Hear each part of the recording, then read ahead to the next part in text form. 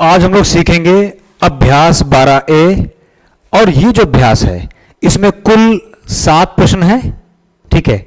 और ये जो है वो अनुपात पर आधारित पहली अभ्यास है। यहां से हम सीखेंगे कि अनुपात क्या होता है और अनुपात के बेसिक क्वेश्चन सीखेंगे। अगर ये अभ्यास आपने मिस कर दी तो इसके बाद जो क्वेश्चंस आएंगे उसमें ये चीज क्लियर नहीं हो पाएगी। तो इस अभ्यास को बड़ी आसान सावधानी से और पूरा ध्यान लगा के समझेंगे, ठीक है। सिर्फ उतारने के चक्कर में नहीं पड़ेंगे। चलिए, तो यहां पर देखिए सारे क्वेश्चन से पहले क्वेश्चन पर हम लोग चलते हैं। देखिए पहला क्वेश्चन है, निम्नलिखित प्रश्नों को अपनी अभ्यास पुस्तिका में लिखिए और रिक्त स्थानों की पूर्ति कीजिए। अब देखिए पहला क्वेश्चन है 3 का 4 से अनुपात। सबसे पहले हम थोड़ा सा अनुपात के बारे में जान लेते हैं। अनुपात होता क्या है? अनुपात के चिन्ह को हम लोग इस तरह से व्यक्त करते हैं, इस तरह से 2 बिंदियां लगाकर, ठीक। जैसे लिखा हुआ 3 और ये निशान बना हुआ है 4 लिखा हुआ है, इसको हम लोग पढ़ते हैं 3 अनुपात 4, ठीक है। 3 अनुपात 4 पढ़ेंगे, ठीक है इसको।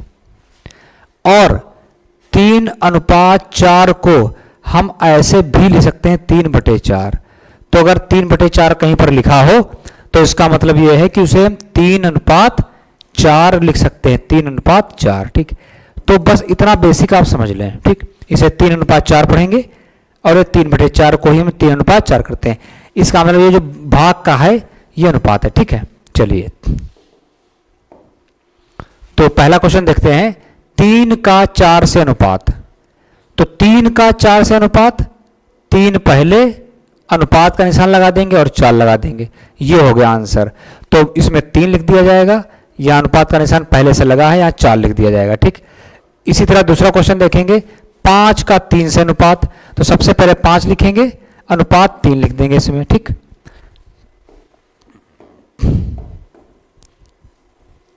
इसमें तीसरे देखते हैं 2 का 7 से अनुपात। तो 2 लिखेंगे, अनुपात और 7 तो लिखा ही पहले से।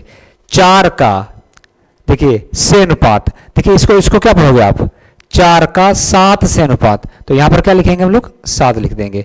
कितना इजी है ना, लग गया, ठीक। चलिए दूसरा क्वेश्चन देखते हैं हम लोग।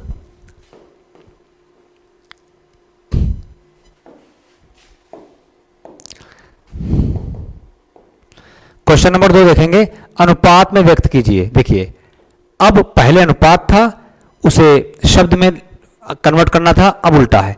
2 का 5 से, देखिए पहला सवाल, इसको कैसे लिखेंगे, 2 का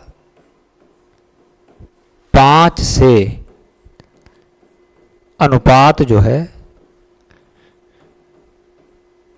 बराबर 2 पहले और अनुपात 5, ये लग गया सवाल, हो गया आंसर, ठीक। दूसरा देख लेते हैं, 5 का 12 से अनुपात बराबर, पहले 5 उतार लेंगे, अनुपात 12 लग गया। तीसरा देखेंगे, 13 का 75 से अनुपात,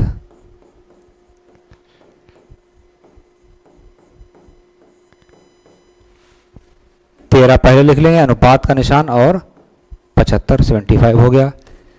चौथा देख लेंगे, 108 का 125 से अनुपात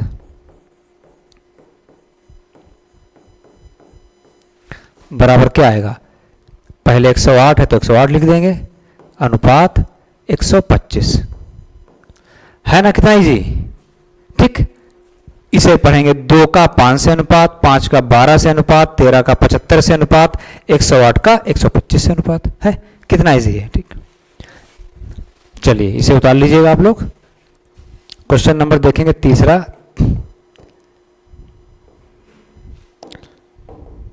ये भी बहुत इजी है, बस लग रहा है कि टेबल बनी है इसलिए कठिन लग रहा है, कुछ नहीं। देखिए सवाल पढ़ेंगे पहले, निम्नलिखित तालिका को अपनी अभ्यास पुस्तिका में लिखिए और रमेश तथा सीमा के प्रत्येक विषय के प्राप्तांकों को अनुपात में लिखिए। देखिए यहां पर देखिए विषय की सूची बनी है, हिंदी, अंग्रेजी, गणित, विज्ञान, कला।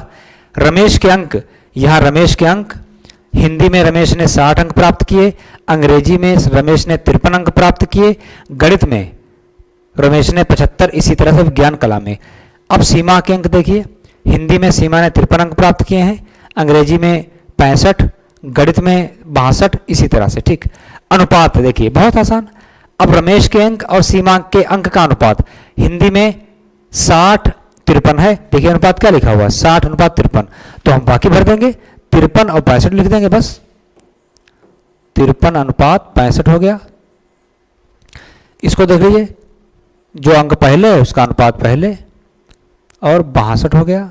ठीक, फिर 48:55 हो गया। फिर देखिए 63:71 हो जाएगा। ठीक, तो ये प्राप्तांकों का अनुपात हो गया, किसी भी चीज का अनुपात हो सकता है। ठीक, तो चलिए आज हम लोग सीखेंगे अभ्यास 12C। ये जो अभ्यास है समानुपात पर आधारित बहुत इंपॉर्टेंट अभ्यास है। इसमें देखिए 1 2 3 4 5 6 7 8 9 10 क्वेश्चंस हैं। ठीक है, तो चलिए 1 बाय 1 सारे क्वेश्चंस हम लोग सॉल्व कर रहे हैं। देखिए बहुत ध्यान समझिएगा, इससे पहले 12A और 12B अभ्यास भी अनुपात पर आधारित थी। इसमें एक नई चीज आई है, समानुपात। ठीक है, चलिए पहला क्वेश्चन देखते हैं। निम्नलिखित प्रश्न संख्या 1 में 4 उत्तर और 2 में 4 उत्तर दिए गए हैं। सही उत्तर अपनी उत्तर पुस्तिका में लिखिए। ठीक, देखिए पहला सवाल है, समानुपाती पदों 20:30, समानुपात 60:90। जो लोग समानुपात नहीं जानते हैं थोड़ा बता देते हैं। हमने इतना तो जान ही लिया कि 20:30 इसे पढ़ते हैं इस तरह। 2 अनुपात के निशान जब लगे होते हैं तो इसे पढ़ते हैं समानुपात। 60:90 कैसे पढ़ेंगे इसको, 20:30 इसको पढ़ेंगे समानुपात 60:90। ठीक है, तो इस तरह से इसे पढ़ना होता है हमें। चलिए अब देखिए 20 और 60 मध्य पद हैं। देखिए इस तरह देखिए, जब 20:30 समानुपात 60:90। देखिए पहले समझ लेते हैं, ये जो पहला ये वाला और ये, इन दोनों को कहते हैं बाह्य पद। क्या कहते हैं, बाह्य पद। इधर से बाहरी है, उधर से वो बाहरी है। ठीक, बचे बीच के ये 2 पद, इन्हें कहते हैं मध्य पद। ठीक है, बस इतना आप समझ गए। अब ये सारे आंसर आप देख देंगे। देखिए 20 और 60 मध्य पद हैं, 60 तो मध्य पद है, 20 नहीं है, तो ये वाला ऑप्शन सही नहीं है। दूसरा देखेंगे 30 और 90 बाह्य पद हैं। 90 तो बाह्य पद है, लेकिन क्या 30 है, 30 मध्य पद, गलत, ये वाला भी गलत। अगला देखिए 20 और 30 बाह्य पद हैं। 20 बाह्य पद है और 90 है, 30 तो मध्य पद है, ये वाला भी आपका गलत हो गया। इसे देखें 30 और 60 मध्य पद हैं। देखिए 30 और 60 मध्य पद हैं, तो बिल्कुल सही है। ठीक है, तो ये वाला जो ऑप्शन है आपका सही है, राइट आंसर है। ठीक, तो लिख देंगे इसमें कौन सा ऑप्शन सही है। चौथा लिखेंगे 30 और लिखा है, टिक लगा दें, ये कॉपी पे ऐसे लिख लें, 30 और 60 मध्य पद हैं। ठीक, ये आंसर हो गया हमारा। चलिए क्वेश्चन नंबर 2 देखते हैं। 25, 75, 500, 1000 समानुपात में नहीं है, क्योंकि ये वो बता रहे हैं कि समानुपात में नहीं है। अब देखिए यहां क्यों समानुपात में नहीं है, उसका कारण दे रहे हैं। यहां कोई बाह्य पद नहीं है, गलत है बिल्कुल। देखिए जैसे कि लिखा हुआ 25, कामा दिया हुआ है 75, फिर दिया हुआ है 500 और फिर दिया हुआ 1000। देखिए इसमें 4 पद हैं। अगर ये पद और ये पद क्या मानते हैं हम लोग, बाह्य पद हो गए। ठीक, इन 2 पदों को हम क्या मानते हैं, ये हो जाते हैं हमारे मध्य पद। इतना तो हम जानते थे। ठीक, यहां कोई बाह्य पद नहीं, ये कोई कारण नहीं। बाह्य पद 25 भी है और 1000 है, तो ये वाला तुम्हारा गलत है। देखिए बाह्य पदों का गुणनफल बराबर मध्य पदों का गुणनफल नहीं है, आपस में बराबर नहीं है। चलिए करके देखते हैं। मध्य पद ये दोनों हैं, अगर ये इस तरह से अनुपात में इनको रख दें थोड़ी देर के लिए, तो देखिए मध्य पदों का गुणनफल निकाल लेते हैं। चलिए निकालते हैं। लिखेंगे मध्य पदों का गुणनफल। अब बताओ मध्य पद कौन कौन से हैं? 75 और 500। भाई इनकी गुणा तो बहुत आसान है, इकाई दहाई 2 जीरो है, 2 जीरो पहले उतार लेंगे, 5 से गुणा कर दीजिए, 55 25, 2 5 से 35 2 37, 37,500 आ गया। अब लिखेंगे बाह्य पदों का गुणनफल का बराबर, बाह्य पद कौन कौन से हैं? 25 होगा और 1000 होगा, तो 25 गुणे 1000, 3 जीरो लगा लेंगे, 25 से कम 25, 25,000 हो गया। अब देखिए बाह्य पदों का गुणनफल बराबर मध्य पदों का गुणनफल नहीं है, बिल्कुल सही बात नहीं है, तो ये वाला सही होगा नहीं सही होगा? अगर ये कहते कि बाह्य पदों का गुणनफल बराबर मध्य पदों का गुणनफल, तो ये वाला गलत होता, लेकिन वो कह रहे हैं कि दोनों बाह्य पद और मध्य पदों के गुणनफल बराबर नहीं हैं, यानी वो सही कह रहे हैं और वाकई नहीं है। ठीक है, ये हो गया। अगला देखिए, बाह्य पदों का गुणनफल बराबर मध्य पदों का गुणनफल बराबर कह रहे हैं, क्या ऐसा है? मध्य पद और बाह्य पदों का गुणनफल बराबर नहीं है, तो ये वाला क्या हो जाएगा? गलत हो जाएगा। ठीक, चलिए अगला देखिए, मध्य पदों का गुणनफल 3750 है, गलत। मध्य पदों का गुणनफल कितना निकल के आया है? 1 जीरो छूटा है, देखिए ये है 37,500, ये 3, 1 जीरो और होता तो सही होता, तो ये वाला भी हमारा गलत है। तो कौन सा ऑप्शन हमारा सही है? केवल और केवल सेकंड वाला सही ऑप्शन। ठीक, तो यही उतार कर हम साफ साफ लिख लें। क्या लिखेंगे? ये वाला आंसर सही हमारा है। ठीक ठीक, ये लिख लेंगे। क्वेश्चन नंबर देखेंगे 3, नीचे लिखे समानुपाती पदों में x का मान निकालिए। देखिए पहला क्वेश्चन, कैसे निकालेंगे x का मान? चलिए इसको पहले लिख लेते हैं। यहाँ पर x अनुपात 10 समानुपात 20 अनुपात 40। हमने क्या बताया कि बाह्य पदों का गुणनफल मध्य पदों के गुणनफल के बराबर होता है जब 4 राशियां इस तरह से समानुपात में जुड़ी होती हैं। देखिए, तो ये वाले पद हमारे मध्य पद हो गए और ये वाले पद बाह्य पद हो गए। चलिए, तो x, तो यहाँ पर एक लाइन लिखनी पड़ेगी हमको। ठीक, क्या लिखेंगे? चला गया, चलिए कोई बात नहीं। x अनुपात 10 समानुपात 20 अनुपात 40 लिखेंगे। मध्य पदों का गुणनफल बराबर बाह्य पदों का गुणनफल। ठीक, चलिए मध्य पद गुणनफल, ये मध्य पद है, तो 10 गुणे 20 बराबर बाह्य पद x और 40 है, तो x गुणे 40। हम पहले बता चुके हैं, जिसका मान निकालना होता है उसको हम राइट साइड में रखते हैं। तो हम ये भी कर सकते हैं, इसको ऐसे पलट सकते हैं। ठीक है, x गुणे 40 इधर आ सकता है, पक्षांतर नहीं किया है भाई, ये था, हमने उल्टा पुल्टा कर लिया, इस तरह बदल दिया। अब x का मान निकालना है, तो x की तरफ कुछ नहीं होना चाहिए, सिर्फ x होगा। तो यहाँ से 40 को हटाना पड़ेगा ना, इस 40 को हटा के उधर ले जाएंगे, तो 10 गुणे 20 तो पहले उतार लें इधर वाला, इसके अब ये गुणे के साथ जुड़ा है इसके साथ, तो ये नीचे बटे में आ जाएगा। ठीक है, अब देखिए ये जीरो कट गया, 2 एक कम 2, 2 दूना 4, 2 एक कम 2, 2 पंचे 10, तो ये 5 आ जाएगा, 5 एक कम 5 और नीचे 1 बचेगा, तो 5 ही तो होगा। तो x का मान कितना आ गया? 5 आ गया, है ना? ठीक, सवाल नंबर 2 देखिए, 16 अनुपात 8 समानुपात 8 अनुपात x। वही करेंगे, बाह्य पदों का गुणनफल बराबर मध्य, तो इस बार लिखते हैं बाह्य पदों का गुणनफल, तो लिख लेते हैं बाह्य पद क्या है, यहाँ लाइन लिख लीजिए। तो बाह्य पद कौन कौन है? 16 गुणे x बराबर मध्य पद, ये दोनों हो गए 8 गुणे 8।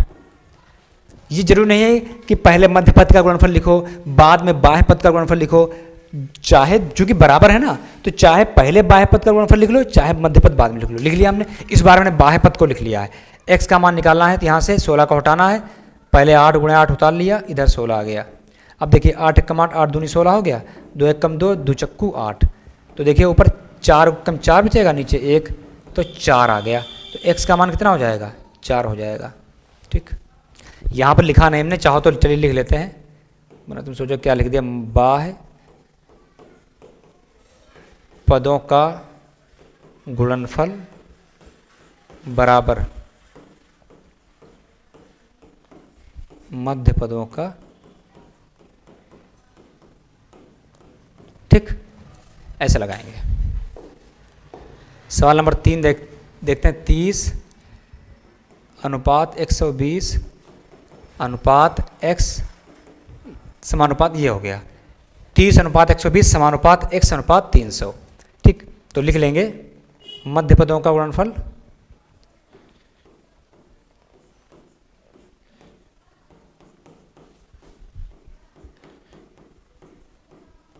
बराबर बाह्य पदों का गुणनफल।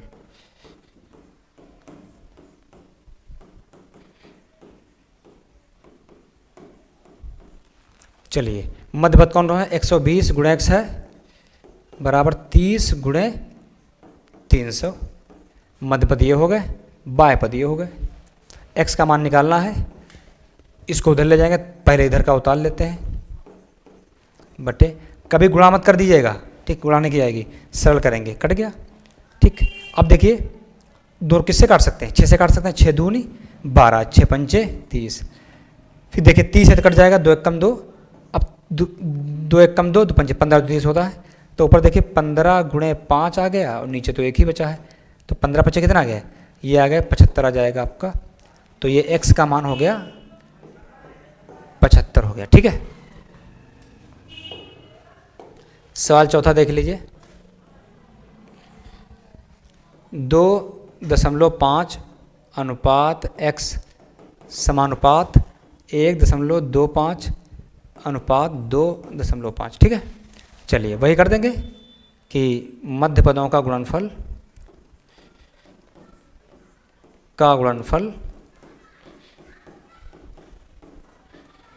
बराबर बाह्य पदों का गुणनफल।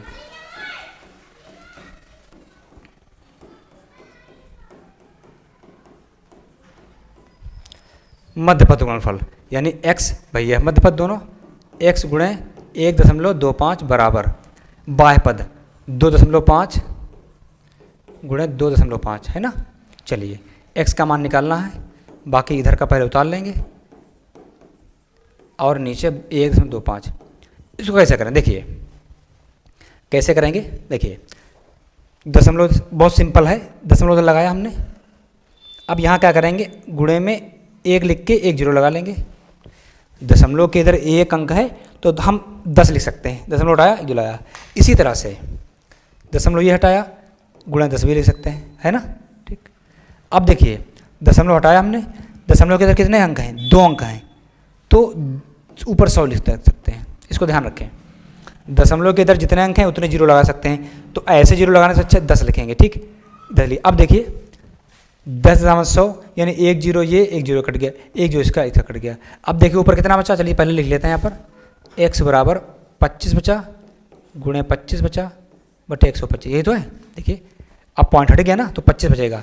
देखिए 25 पंचे 125, या चलिए बड़े पहाड़ से ना काटो तो ऐसे काट लो। छोटा आप सोचें क्या लिख दिया हमने, ये आपका लिखा है यहाँ पर 25 गुणे 25 बटे 125। 5 काट लीजिए, 5 25। अब 5 का पढ़ा पढ़िए 12 में, 5 दूनी 10, 5 25। अब देखिए 25 से कम 25, 25 कट गया। कितना बचा? सिर्फ 5 बचा। तो x का मान इस वाले केस में आ गया 5। ठीक,